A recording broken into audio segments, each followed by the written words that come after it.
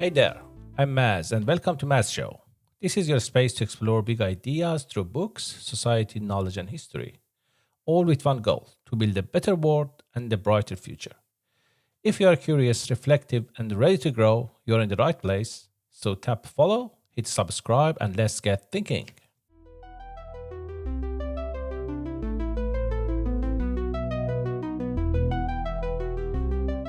Picture this: a NASA scientist sending an embarrassing text they immediately regret, or a chess grandmaster falling for an obvious scam.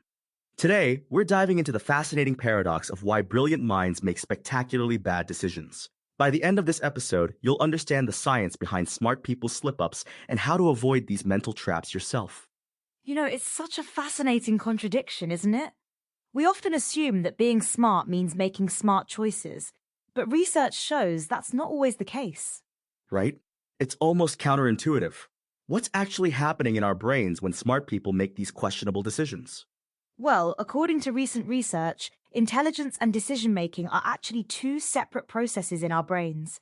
They can even work against each other sometimes. Wait, what do you mean they work against each other? So, Nobel Prize winner Daniel Kahneman explains this through his two-system model of thinking.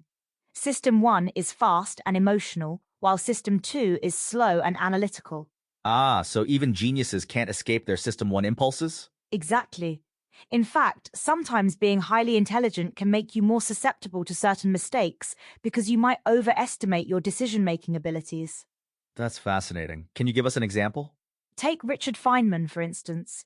He was brilliant enough to win a Nobel Prize in physics and unravel quantum mechanics, but he struggled with a gambling addiction. That's quite a contrast.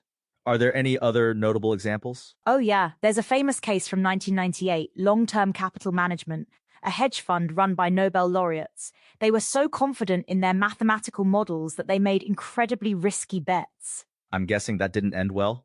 Not at all. The fund collapsed spectacularly because they believed they were too clever to fail. So what are some of the main cognitive biases that trip up even the smartest people?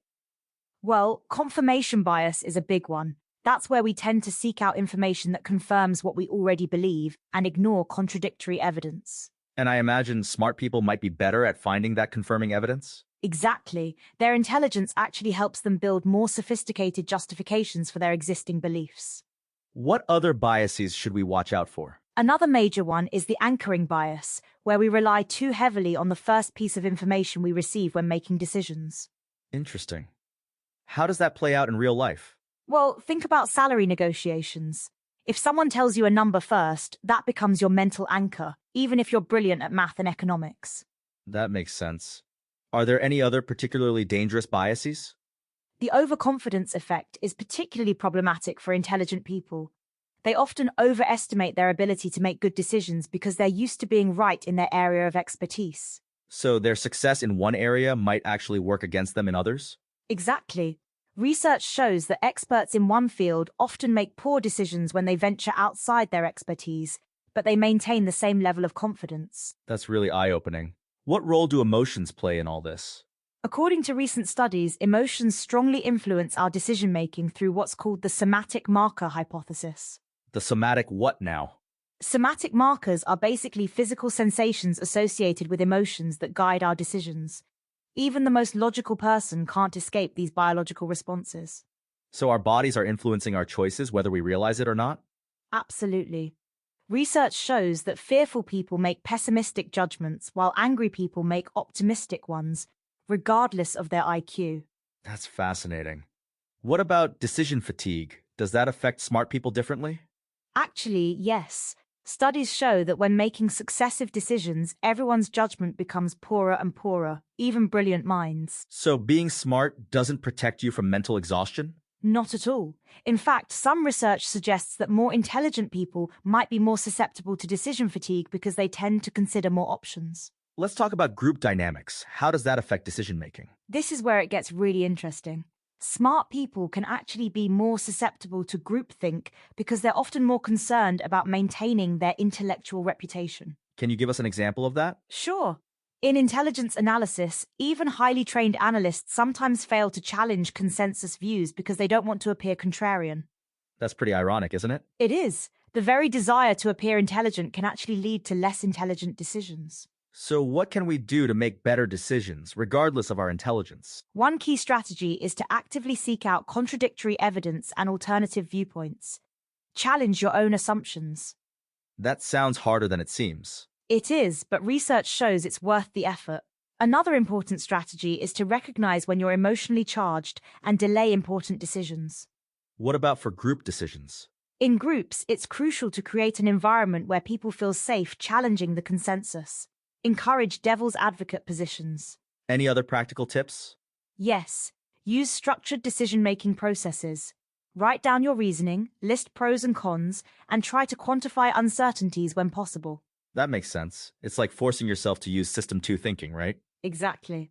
And remember to take breaks when making important decisions. Decision fatigue is real, even for the brightest minds. Speaking of bright minds, what about that gambling physicist you mentioned earlier? Feynman's case really shows how expertise in one area doesn't transfer to all areas of life. Even geniuses need to stay humble. That seems to be a running theme here, the importance of humility. Absolutely. The research consistently shows that acknowledging our limitations actually leads to better decisions. What about the role of experience? Does that help? It can, but only if we learn the right lessons. Sometimes experience just reinforces our biases. That's a bit discouraging. Is there any hope for us? Actually, yes. The first step is awareness. Just knowing about these biases makes us more likely to catch ourselves in the act. And then what? Then we can develop habits and systems to counteract our biases. It's not about being perfect, it's about being better. Any final thoughts on making better decisions? Remember that intelligence isn't a shield against bad decisions. Sometimes, the smartest thing you can do is admit you might be wrong. That's quite profound, actually. And ironically, accepting that we're not always rational often leads to more rational decisions. Remember, even Einstein probably made some questionable life choices. The key is learning from them. And maybe the next time you're about to make an important decision, take a moment to ask yourself, is this my System 1 or System 2 thinking? Exactly. Because sometimes the smartest decision is to slow down and question your own brilliance. Thanks for listening, everyone.